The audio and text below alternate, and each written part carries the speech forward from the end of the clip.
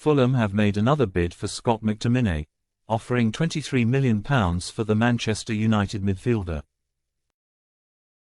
McTominay's future at Old Trafford is up in the air once again after United rejected a £30 million offer from West Ham last summer.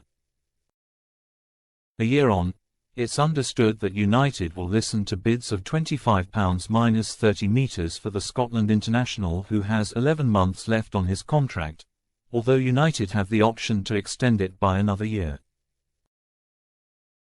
Fulham have made at least one other bid for McTominay, who is also attracting interest from Turkish clubs Galatasaray and Fenerbahce.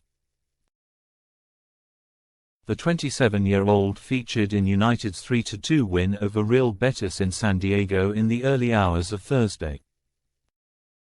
United are looking to offload either McTominay or Casemiro this summer so they can sign a new defensive midfielder, with the club interested in Paris Saint-Germain's Manuel Ugarte. Mount wants to start afresh. Mason Mount is looking forward to fresh start at Manchester United after a difficult first season at Old Trafford following his £60 million move from Chelsea.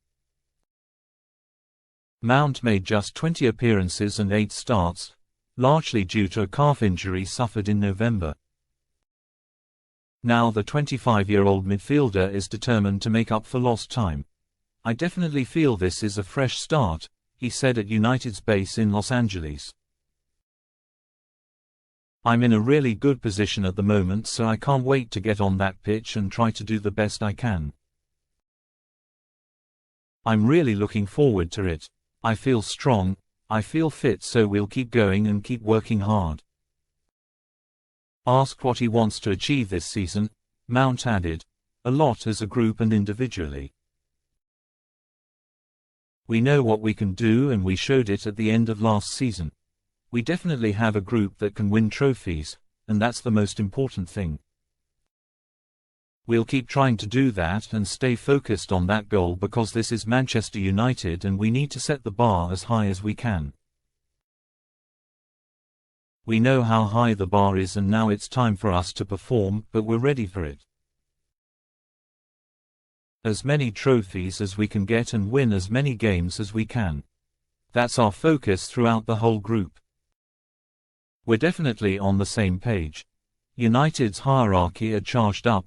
Manchester United's new leadership team and coaching staff visited the training facilities at the LA Chargers NFL team in El Segundo suburb of Los Angeles.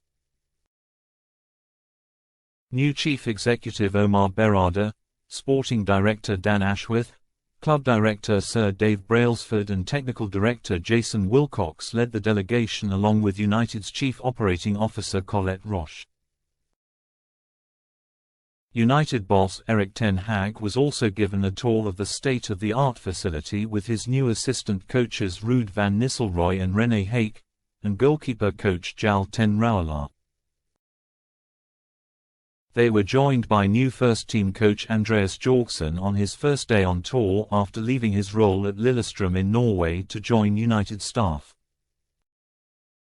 The Chargers staff, including head coach Jim Harbaugh and kicker Cameron Dicker, spoke to the United delegation about the facility known as the Bolt, which covers 150,000 square feet.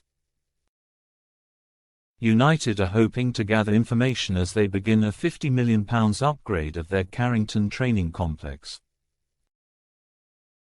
Andy Cole may have appeared at a promotional event with the San Diego Padres ahead of United's game against Real Betis at the Snapdragon Stadium on Wednesday, but Confidential understands that the baseball team were a little more reticent to push ticket sales for the match. With the Padres taking on the LA Dodgers at 47,559 capacity Petco Park a few miles away on the same night, it appears they didn't want to risk putting a dent in their own attendance. It meant that the 26,248 crowd for United's second game on tour was down on the 35,000 that can fit into the stadium, even less, in fact, than the crowd here a year ago when a United Academy team faced Wrexham. However, it's understood that United's new shirt sponsors Snapdragon, who have signed an initial 3-year deal worth £175 million, were happy with it being only two-thirds full a fortnight after the All Blacks beat Fiji 47-5 in front of a crowd of 33,000. Old Trafford costs set to rise.